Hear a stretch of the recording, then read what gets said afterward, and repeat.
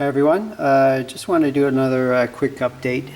What I've done is I've added a resistor here instead of shorting the coil, so I can actually put my probe across that and get a reading. That's a 1 ohm resistor, and my switch is still there. And the way I've got this configured, it's a single pole double throw switch. So I'm able to, in the center position, basically it just leaves the coil, I'm talking about this coil, the secondary coil, open. So we can just see, what's going on. And then when I flip it to the left, this direction here, it just puts the resistor in series with the coil. And then when I flip it to this right side direction, it adds the diode with the resistor. And so that's to just be able to see what happens, where's the effect. And I didn't put my probe here because actually I only have one probe. My scope is down. I fried one channel, so I'm just down to one channel. I can either do the input power or the output across that resistor. So I think the input power is an important one. And right there on the input, I have a 1% metal film resistor, which is 0.1 ohms. And I'm going to actually just activate the circuit and just leave it on. And we're just going to be hearing the pulses, which is about 3.5 pulses per second. That is the frequency I have this thing set up at now. And I've just adjusted the pulse width so that, we see like minimal movement. So I'm going to go ahead there and start it up, and you're going to see a little bit of movement. Okay? So you're hearing the pulses, and you can see I'll stop it. Okay? And it just rests a little bit further away, and when I connect it, you hear the pulses. That way it's just much easier to collect the data and all that.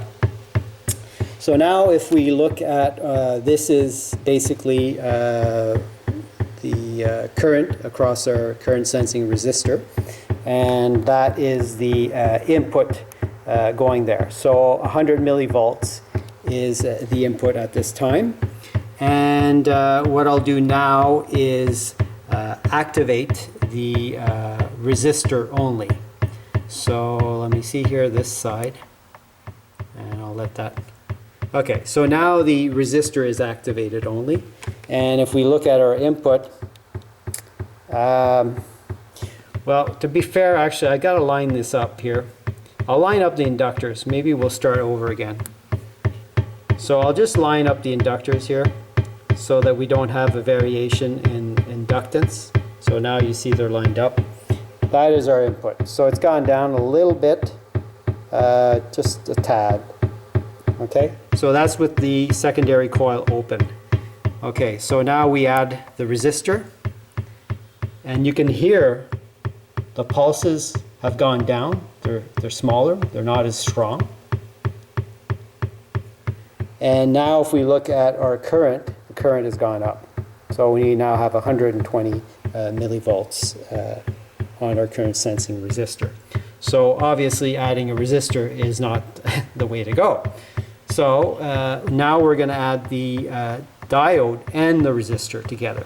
So now I flip it back the other side, and now we have the resistor and diode together.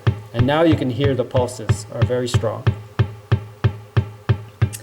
And if we look at our data, we actually have gone down in power input. 94 millivolts, 94, 95 millivolts. There it is. And that is our time division. And X1, the probe is set to. And basically I'll post these scope shots on the forum so you can have a better look at them.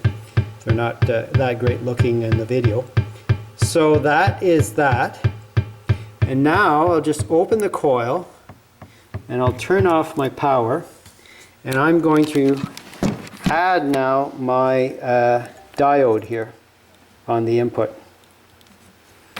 So now we also have a diode across here on the input. I'll leave it with the coil open. I'll start it up again. And now we can hear a much deeper thump.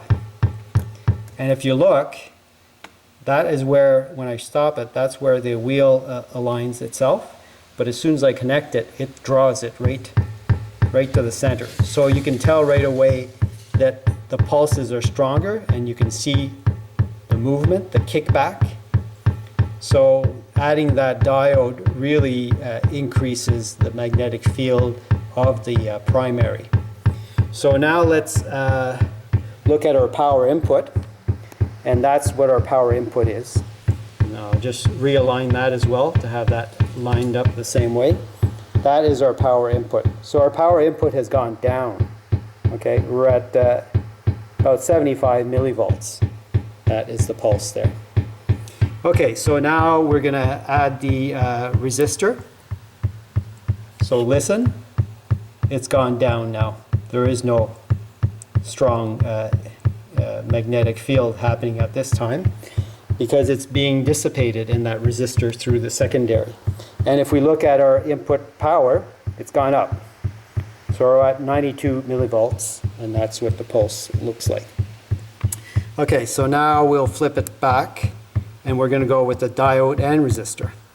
All right, so now you can hear the difference. It is much stronger pulses, and I could feel it.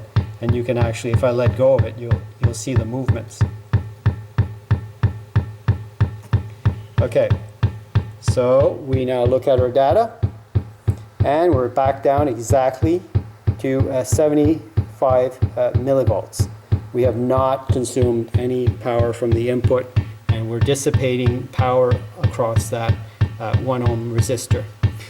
Now it's a little difficult for me, but maybe I can give it a try here. I'll disconnect my probe, and we're going to put it across the 1 ohm resistor here without causing a short somewhere. Alright, so now that is with the power that's being dissipated across our 1 ohm resistor. I'm going to change the time division there. Alright, so that's what's going across our 1 ohm resistor. And we're now at 10 microseconds. And if we look at our data there, we have 118 millivolts across our resistor that we are getting basically for free. Now I've got the 2 inductors lined up there, and we look at our data. Same thing. It basically lines up because the magnetic field is very strong. So we haven't changed the strength of our magnetic field by adding that resistor. And I'll switch it off and you can hear the difference. It's the same sound, but if we put the resistor on, it's diminished. There's hardly any noise left. I can't feel any pulses. Open coil, we can hear the difference. And now with the resistor loaded.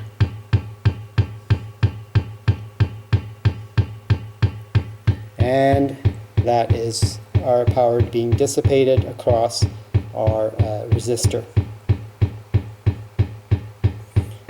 And there you go. I've just opened the coil now, and that's our resistor back on. So zero difference as far as the pulses, the strength, by adding that resistor, and we are dissipating power right there. So I'll post the scope shots on the forum, and thanks for watching. Bye now.